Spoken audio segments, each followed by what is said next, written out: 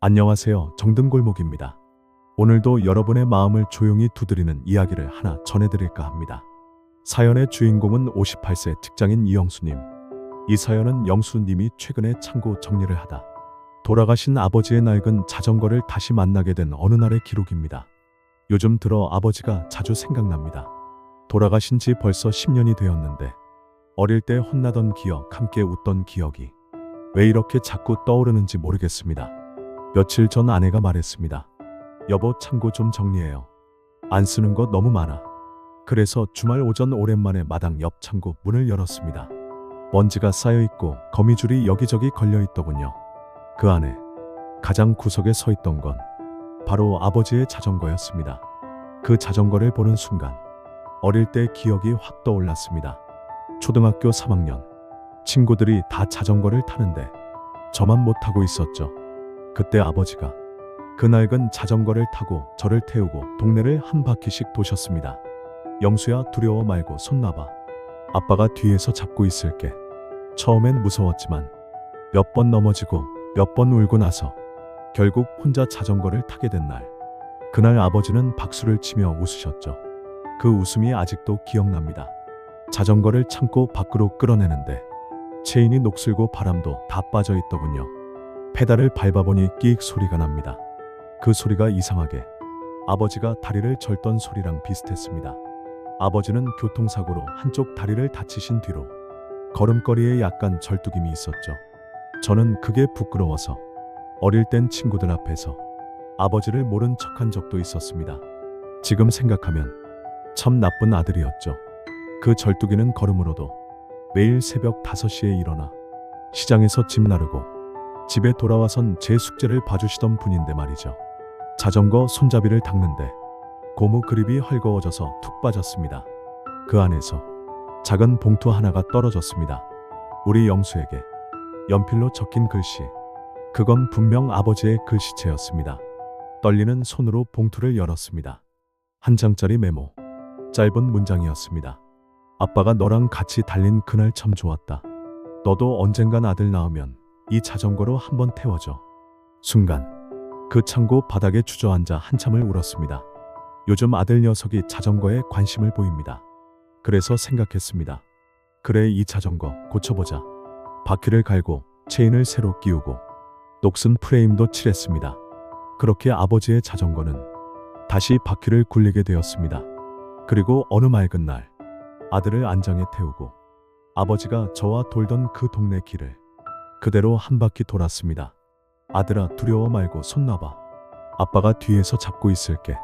그 말을 내뱉는 순간 등 뒤에서 아버지의 미소가 함께 따라오는 것 같았습니다. 시간이 지나도 사람은 떠나도 기억은 물건 속에 남아있고 사랑은 반복되어 다시 흐릅니다. 창고 한 구석의 낡은 자전거가 내 아버지였고 내 아이를 태운 순간 내가 아버지가 되었습니다.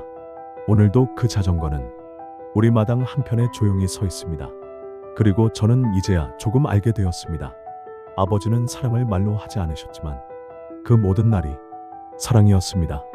다음 사연은 한 여성 시청자께서 보내주신 언니와의 마지막 인연을 담은 아주 조용하고도 깊은 사연을 전해드리겠습니다.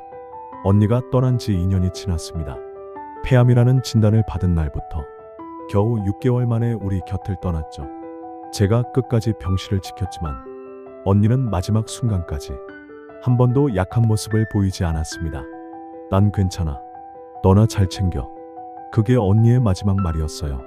올해 저는 결혼을 앞두고 있습니다. 마냥 기쁘지만은 않았어요. 결혼식에 언니가 없다는 것. 그게 실감이 나질 않았거든요. 결혼을 준비하며 어느 날 언니의 오래된 화장대를 정리하게 됐어요. 결혼식 날 언니가 쓰던 립스틱을 바르고 싶었거든요. 무심코 서랍을 열었는데 그 안쪽에 얇은 상자 하나가 있었어요. 거기엔 이렇게 적혀 있었습니다. 동생이 결혼할 날에 열어볼 것. 순간 심장이 덜컥 내려앉았습니다.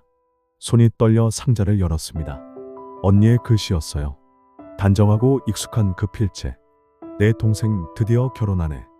언니가 없어서 얼마나 허전할지 안 봐도 알겠다. 근데 울지 마. 결혼식은 행복한 날이야. 그 순간 눈물이 멈추질 않았어요. 한 줄 한 줄 읽을수록 언니가 곁에 있는 것 같았습니다. 편지에는 또 이렇게 적혀 있었습니다. 드레스 고를 땐 나랑 갔으면 참 좋았을 텐데. 너한텐 어깨선이 예쁜 드레스가 잘 어울릴 거야. 너무 펑퍼짐한 거 말고 단정한 걸로 해. 언니는 항상 제 스타일을 꼼꼼히 봐주던 사람이었어요. 어릴 때 옷 고르기 힘들어하던 저를 데리고 옷가게 다니며 이건 내 스타일 아냐라며 웃던 사람. 그 말투, 그 웃음, 모든 게 그리웠습니다. 편지의 뒷면엔 우리 둘이 손잡고 찍은 어릴 적 사진이 붙어 있었어요. 제가 유치원 입학하던 날, 언니가 초등학교 교복을 입고 손을 꼭 잡아주던 사진. 언니는 늘 그랬습니다. 제가 무서워하면 먼저 손을 잡아줬고, 제가 울면 이 언니가 다 이겨줄게라고 했죠. 그 언니가 이제는 제 곁에 없다는 게 믿기지 않았어요. 결혼식 날, 드레스를 입기 전 언니의 편지를 조심스럽게 가슴 안쪽에 넣었습니다. 그리고 혼잣말로 말했어요. 언니 나 이쁘지? 이 드레스 언니가 고른 거랑 비슷한 거야. 그날 식장 입구에 들어설 때 따뜻한 바람이 불었습니다. 마치 언니가 제 등 뒤에서 우리 동생 참 예쁘다 말해주는 것 같았어요. 사랑은 세상에 없다고 해서 사라지는 게 아닙니다. 편지 한 장, 사진 한 장, 추억 한 장, 그 속에 살아남아 우리의 삶을 다정하게 감싸줍니다. 언니는 떠났지만 그 사랑은 제 마음속에서 영원히 사라지지 않을 거예요. 여러분도 그리운 사람이 있다면 오늘 하루만큼은 편지 한 통 써보는 건 어떨까요? 다음 사연은 사랑하는 어머니가 남긴 짧은 음성 메시지를 통해 삶의 소중함을 다시 깨닫게 된 어느 아들의 사연입니다. 저는 60이 넘은 남자입니다. 직장도 은퇴했고 자식들도 어느덧 다 컸습니다. 요즘은 집에서 조용히 책을 보거나 산책하는 일이 많습니다. 하지만 몇 년 전까지만 해도 하루에 한 번, 정확히 저녁 7시가 되면 휴대폰에 익숙한 번호가 뜨곤 했습니다. 바로 어머니의 전화였습니다. 영수야, 밥은 먹었니? 오늘은 무릎 안 아팠니? 내일 날씨 춥다던데 내복은 입고 다녀야 해. 한두 마디 별 내용 아닌 전화였지만 그 목소리를 안 듣고는 하루가 허전했습니다. 어머니는 치매 초기 진단을 받으셨지만 목소리는 여전하셨고 제가 누군지 헷갈리신 적은 없었습니다. 그래서 저는 매일 어머니의 전화를 받았고 가끔은 통화 버튼을 누르자마자 엄마, 나 괜찮아. 그 한마디만 하고 끊을 때도 있었죠. 지금 생각하면 그 짧은 통화마저도 얼마나 소중한 순간이었는지 모릅니다. 어느 날부터 어머니의 전화가 오지 않았습니다. 첫날은 바쁘신가 보다 했고 이틀째는 무슨 일 있나 싶었고 사흘째 되는 날 동생에게 전화를 걸었습니다.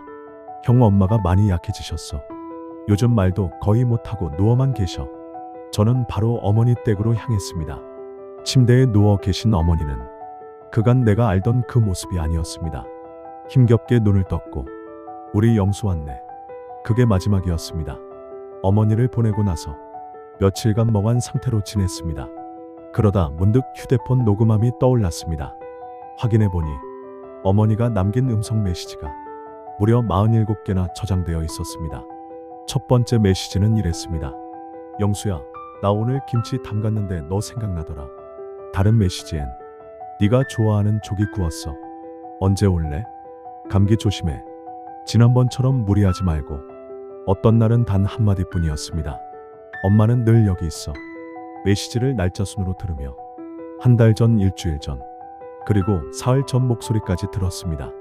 처음에는 또렷하던 목소리가 점점 흐릿해지고 숨이 찬 듯 들리고 마지막 녹음에는 말없이 숨소리만 몇 초 들리다 사랑한다, 내 아들아. 그 말로 끝이 났습니다. 그 순간 저는 핸드폰을 가슴에 껴안고 소리 죽여 울었습니다. 사람은 가고 목소리만 남았습니다. 가끔 외롭거나 삶이 힘겹다고 느껴지는 날이면 저는 그 녹음함을 다시 엽니다. 영수야, 밥은 먹었니? 짧은 인사 한마디에 그날 하루를 다시 버틸 수 있게 됩니다. 누군가는 그렇게 말할지도 모릅니다. 목소리만 남겨 뭐하냐고. 하지만 저에겐 그 목소리가 삶의 방향이고 위로고 사랑입니다. 사랑하는 사람과 주고받았던 전화 한 통, 메시지 한 줄, 우리는 그것이 마지막이 될지 모릅니다. 지금 이 순간 곁에 있는 사람에게 고마워, 사랑해, 그 말을 한번 건네보면 어떨까요? 음성은 사라질 수 있어도 그 마음은 남습니다. 그리고 오래도록 당신을 지켜줄 겁니다. 정든골목은 언제나 여러분의 이야기를 기다립니다. 감사합니다.